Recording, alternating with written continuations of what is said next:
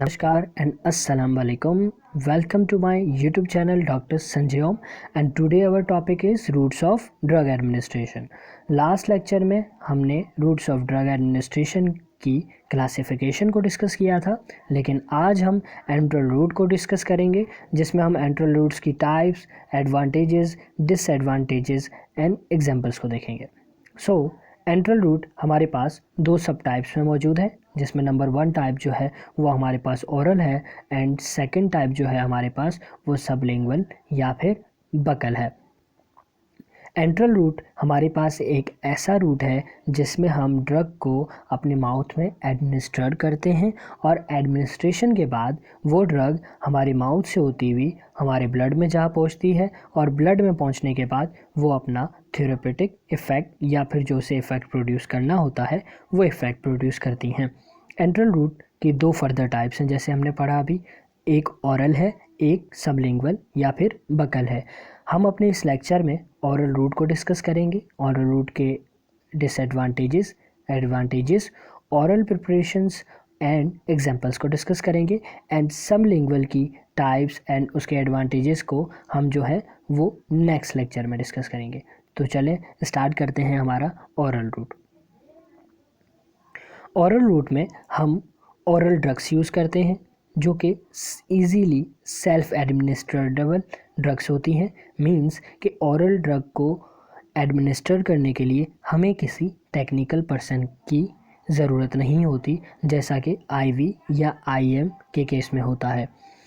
Oral drugs का एक फ़ायदा हमारे पास ये भी है कि ओरल ड्रग्स में इन केस इफ़ कोई पेशेंट जो है वो उस ड्रग का ओवरडोज कर देता है तो उस ओवरडोज की वजह से जो टॉक्सिसिटी होगी हम उससे एंटीडोट के थ्रू जो है वो ओवरकम कर सकते हैं। लेकिन इसका एक डिसएडवांटेजेस ये भी है कि ओरल रूट में जो हमारे पास पाथवे है, पाथवे से मुराद ये कि ओरल ड्रग जब हमारे माउथ में गई और माउथ में जाने के बाद वो हमारी बॉडी के डिफरेंट पार्ट्स या डिफरेंट सिस्टम से होती हुई जब ब्लड में पहुंचती है तो ये जो पाथवे है ये बहुत ही ज़्यादा कॉम्प्लिकेटेड है, जिसकी वजह से ड्रग्स की एब्जॉर्प्शन में कुछ फ़र्क ज़रूर आता है।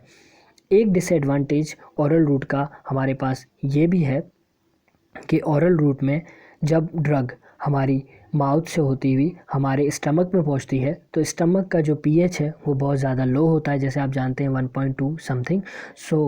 लो पीएच होने की वजह से कुछ ड्रग्स ऐसी होती हैं जो इस पीएच में होने की वजह से इनएक्टिवेट हो जाती हैं। इसके लिए जो है हमारे ओरल रूट के लिए इस इनएक्टिवेट ड्रग्स को हमने ज़रा मॉडिफाइड किया और हमने ओरल प्रिपरेशंस में हमने दो टाइप्स पढ़ी। एक नंबर 1 टाइप ये है कि एंटेरिक कोटेड है और second one is extended release preparations. ये दो ऐसी प्रिपरेशंस हैं जिसमें हम ड्रग को हमारी स्टमक के लो पीएच से बहुत आसानी से जो है हम गुजार कर उसे एब्जॉर्ब करवाते हैं और एब्जॉर्ब करने के बाद हम अपनी बॉडी में उसका थेरेपेटिक इफ़ेक्ट जो है वो हासिल करते हैं। तो चलें ओरल रूट्स को पढ़ते हैं या ओरल रूट्स की ओरल प्रिपरेशंस को डिस्कस करते हैं। हमारे पास ओरल प्रिपरेशन बेसिकली दो टाइप्स की होती हैं। Number 1 is enteric coated preparations and second one is extended release preparations. जैसा कि नाम से ज़ाहिर हो रहा है इंटेरिक कोटेड, इंटेरिक कोटेड का मतलब ये है कि हमारे पास कोई जो भी टैबलेट मौजूद है या जो कैप्सूल मौजूद है उसके ऊपर बेसिकली एक कोटिंग की होती है केमिकल की। एक हम एनवलप बनाते हैं, केमिकल एनवलप होता है। वो केमिकल एनवलप हमारी बॉडी में जब जाता है, मतलब ड्रग के ऊपर एक केमिकल एनवलप मौजूद है और वो ड्रग जब हम एडमिनिस्टर करते हैं अपनी बॉडी में तो वो माउथ से होती हुई जब स्टमक में जाती है तो ये कोटिंग उसे जो है स्टमक के लो पीएच से प्रोटेक्ट करती है और देन वो ड्रग हमारी स्टमक से होती हुई हमारे इंटेस्टाइन में पहुंचती है और इंटेस्टाइन में पहुंचने के बाद वो जो कोटिंग है, जो हमने केमिकल की कोटिंग की हुई है, वो कोटिंग जो है वो डिज़ोल्व हो जाती है और डिज़ोल्व होने के बाद ड्रग जो है वो रिलीज़ होती है। इंटेरिक कोटिंग जो है वो बहुत ज़्यादा यूज़फुल है बहुत ज़्यादा ड्रग्स में, जैसे कि एक ड्रग जो है बहुत ज़्यादा जो है कॉमन है ओमिप्राज़ोल। ओमिप्राज़ोल बेसिकली अगर हम देखें तो राइजेक या फिर नेक्सम आपने देखी होंगी टैबलेट्स जो कि 20 या 40 mg में मौजूद होती हैं। इन टैबलेट्स के ऊपर ये बेसिकली कैप्सूल्स की फॉर्म में आती हैं तो इनके ऊपर जो है वो इंटेरिक कोटिंग की होती है। ताकि वो स्टमक के लो पीएच की वजह से जो है वो इनएक्टिवेट ना हो जाए। सेकंड, जैसे हमें मालूम है कि हमारे पास एक्सटेंडेड रिलीज़ है, और एक्सटेंडेड रिलीज़ के अंदर हमारे पास डिफरेंट जो है एब्रीविएशंस आ जाती हैं, जिसमें ER, XR, XL, SR बहुत टाइप की होती हैं, स्लो रिलीज़ एक्सेट्रा।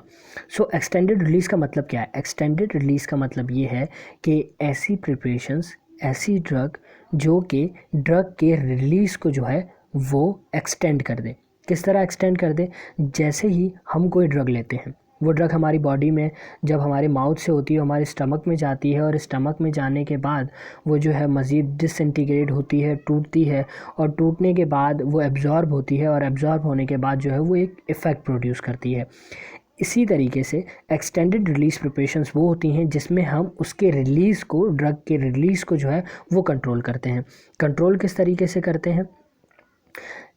कंट्रोल जो है ये एक प्रोसेस है, जिस प्रोसेस के अंदर जो है हम ड्रग के रिलीज़ को कंट्रोल करते हैं, और कंट्रोल करने का हमें फ़ायदा ये होता है कि स्लोअर एब्जॉर्प्शन होती है। एब्जॉर्प्शन की वजह से जो है, स्लोअर एब्जॉर्प्शन की वजह से ये होता है कि जो ड्यूरेशन ऑफ एक्शन होता है, मतलब वो जो ड्रग है उसकी जो टाइमिंग है इफ़ेक्ट प्रोड्यूस करने की, वो बहुत ज़्यादा होती रहती है। क्यों? क्योंकि ड्रग जो है वो बहुत ही स्लो जो है वो रिलीज़ हो रही है, और स्लो रिलीज़ होने की वजह से जो है उसका ड्यूरेशन ऑफ एक्शन, मतलब कितने वक्त तक वो जो है इफ़ेक्टिव रहेगी, वो प्रोलॉन्ग्ड हो जाता है। प्रोलॉन्ग का मतलब ज़्यादा देर तक रहता है। ER फॉर्मुलेशन जो होती हैं बेसिकली वो डोज लेस फ्रिक्वेंटली एंड में इम्प्रूव पेशेंट कंप्लायंस। इसमें ये होता है कि हम डोज जो है वो देखते हैं, डोजिंग के हिसाब से ड्रग देते हैं, और वो पेशेंट के कंप्लायंस को इम्प्रूव करती है। इम्प्रूव किस तरीके से करती है ये हम अपनी एग्जांपल्स में आगे देखेंगे। और ER फॉर्मुलेशन जो है हमारे पास वो कंसंट्रेशन को मेंटेन करती हैं, जिसकी वजह से जो है थेरेपेटिक रेंज जो है वो ज़्यादा ड्यूरेशन तक रहती हैं। इसका मतलब ये है कि जैसे अगर हम कोई एक टैबलेट खाते हैं तो उस टैबलेट के खाने से जो क्वांटिटी है उस टैबलेट की, वो हमारी बॉडी में कुछ वक्त तक जो है इफ़ेक्ट प्रोड्यूस करती है। अगर वो क्वांटिटी कम हो जाएगी ड्रग की तो हमारी बॉडी के अंदर इफ़ेक्ट जो है वो कम हो जाएगा। सो एक्सटेंडेड रिलीज से क्या होता है कि वो जो ड्रग है वो ईजीली या स्लोली जो है वो रिलीज़ होती रहेगी, और उसके रिलीज़ होने से ये होगा कि थेरेपेटिक रेंज जो है, मतलब उस ड्रग की कंसंट्रेशन जो है वो सस्टेन रहेगी, और जो है लॉन्गर ड्यूरेशन रहेगा उस मेडिसिन का। जैसे कि हमारे पास जो एंटेरिक कोटिंग टैबलेट्स होती हैं बेसिकली वो क्या करती हैं, हमारे पास हमें प्रोटेक्ट करती हैं, हमारी टैबलेट्स को जो है, हमारी ड्रग्स को जो है वो प्रोटेक्ट करती हैं एसिडिक एनवायरनमेंट से, और गैस्ट्रिक इरिटेशन से भी बचाती हैं। और इसी के साथ साथ हमने जो है पढ़ा एक्सटेंडेड रिलीज़। तो एक्सटेंडेड रिलीज़ क्या करती हैं कि ये ड्रग प्रोलॉन्ग रहती हैं, ठीक है, और ये जो ड्रग के रिलीज़ को जो है वो एक्सटेंड करती हैं, जिसकी वजह से उनका ड्यूरेशन ऑफ एक्शन जो होता है वो प्रोलॉन्ग होता है, और जो उसका इफ़ेक्ट है वो सस्टेन रहता है।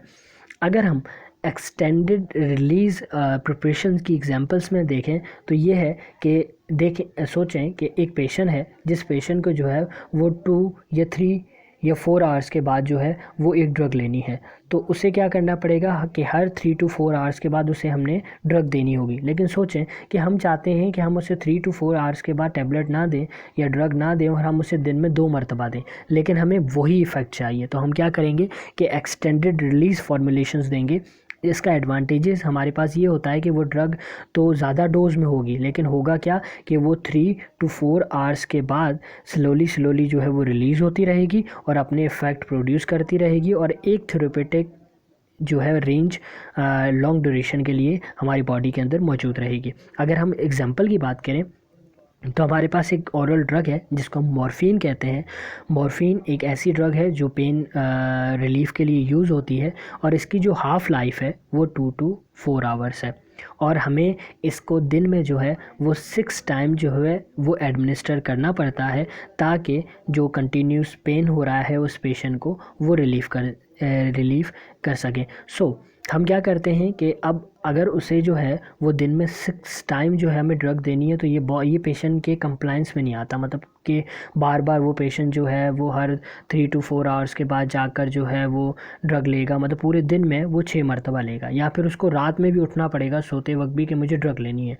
तो इस को जो है हमने बहुत आसान कर दिया और हमने क्या किया कि एक्सटेंडेड रिलीज प्रिपरेशंस बना दी, जिसमें हम जो हैं अगर वो ड्रग देंगे, जैसे कि अगर हमने यहाँ पे मॉर्फिन पढ़ा है तो मॉर्फिन की जो हम एक्सटेंडेड रिलीज प्रिपरेशंस देंगे उसमें हम जो है सिर्फ एक ड्रग देंगे और वो एक ड्रग जो है मतलब एक डोज़ देंगे, और उस एक डोज़ का फ़ायदा हमारे पास ये होगा कि वो एक्सटेंड रिलीज़ कर रही होगी, मतलब अपनी बॉडी के अंदर जो है वो आराम से जो है वो ड्रग जो है अपना इफ़ेक्ट प्रोड्यूस कर रही होगी और रिलीज़ होती जाएगी। अगर हम अब एडवांटेजेस देखें एंट्रल रूट या जो ओरल रूट है हमारे पास, उसके एडवांटेजेस देखें तो हमारे पास एडवांटेजेस ये हैं कि ये बहुत ही safest, most common, convenient and economical route of administration है, ठीक है। और ये इजीली सेल्फ एडमिनिस्ट्रेड भी है, मतलब हमें इसमें किसी भी टेक्निकल पर्सन की ज़रूरत नहीं होती। टॉक्सिसिटी जो हमने बताया कि हम एंटीडोट के थ्रू जो है वो ओवरकम कर सकते हैं। डिसएडवांटेजेस इसके क्या हैं कि ये हमारे जीआई एनवायरनमेंट जो कि बहुत ही ज़्यादा लो पीएच रखता है जैसे कि स्टमक, तो उसमें जो है हमारी एब्जॉर्प्शन पे बहुत ज़्यादा फ़र्क पड़ेगा क्योंकि ड्रग जो है वो इनएक्टिवेट हो जाएगी। और जो सबसे मेन चीज़ है वो है first pass effect and first pass metabolism. First pass effect का मतलब ये होता है कि ये ड्रग जब हमारी बॉडी में एब्जॉर्ब हो जाती है तो एब्जॉर्ब होने के बाद जब ये हमारी लिवर में पहुंचती है तो लिवर इसे मेटाबोलाइज करता है, और मेटाबोलाइज करने से ड्रग का कुछ पार्ट जो है वो ज़ाया हो जाता है। मतलब अगर हम 100% ड्रग ले रहे हैं तो वो ड्रग 100% हमारे ब्लड में नहीं पहुंचती, ठीक है, और ब्लड में पहुंचने के बाद वो 100% जो है वो इफ़ेक्ट प्रोड्यूस नहीं करती। क्यों नहीं करती? क्योंकि वो फर्स्ट पास इफ़ेक्ट से गुजरती है। सो फर्स्ट पास इफ़ेक्ट में जो है वो कुछ ड्रग जो है वो एलिमिनेट हो जाती है, तो उसका कुछ हिस्सा जो है वो ज़ाया हो जाता है, तो ये हमारे पास एक डिसएडवांटेज है। इसके साथ साथ जो ड्रग्स हैं, कुछ ऐसी ड्रग्स हैं जिसकी एब्जॉर्प्शन जो है वो लिमिटेड होती है, मतलब पूरी 100% एब्जॉर्प्शन नहीं हो पाती। एक हमारे पास ओरल रूट के अंदर ये डिसएडवांटेज है। इसके साथ साथ कुछ ऐसी ड्रग्स होती हैं जो फूड या कोई ऐसा खाना हम खाते हैं जिसकी वजह से उनके एब्जॉर्प्शन पे जो है वो बहुत ज़्यादा फ़र्क पड़ता है, ठीक है। और इसी के साथ साथ पेशेंट की कंप्लायंस जो है वो ज़रूरी होती है। सो इसके अंदर पेशेंट की कंप्लायंस का एक डिसएडवांटेज होता है, जैसे कि हमने अपने लास्ट स्लाइड के अंदर हमने देखा कि मॉर्फिन की कंडीशन में कि वो दिन में जो है वो 6 मरतबा उठ कर दोबारा जो है वो टैबलेट नहीं लेगा। और जो ड्रग्स हैं जो कि फर्स्ट पास इफ़ेक्ट से जाती हैं, जो मेटाबोलाइज होती हैं, ये भी हमारे पास एक जो है वो डिसएडवांटेज है। अब अगर हम एग्जांपल्स को देखें तो एग्जांपल में हमारे पास जो है सबसे पहले जो एक एग्जांपल है वो हमारे पास मॉर्फिन को हमने पीछे डिस्कस कर दिया था, और अब हमारे पास जो है यहाँ पे आती हैं एसिड अमीनोफिन टैबलेट्स। एसिड अमीनोफिन टैबलेट्स जो हैं वो हमारे पास 500 mg में मौजूद होती हैं। और आपकी इन्फॉर्मेशन के लिए मैं ये बता दूं कि एसिड अमीनोफिन बेसिकली पैनाडोल टैबलेट्स हैं। आप कहेंगे कि ये पैनाडोल कैसे हैं, तो देखें एसिड अमीनोफिन भी एक पैनाडोल है बट वो फार्मूला पैरासीटामोल है, और ये एसिड अमीनोफिन है। ये दो अलग फार्माकोपिया से लिया गया है, इस वजह से जो है इनका नाम जो है वो चेंज है। और दूसरी एग्जांपल अगर हम ओरल रूट में देखें तो हमारे पास एमॉक्सिलिन सस्पेंशन है, जो कि हमारे पास एक सस्पेंशन है जो कि हम एडमिनिस्टर करते हैं ओरल रूट के थ्रू। ये हमारे पास दो टाइप्स हैं। और at last, thank you for your time, and if you have any Curie you can text me on my WhatsApp number. खुदा हाफिज़।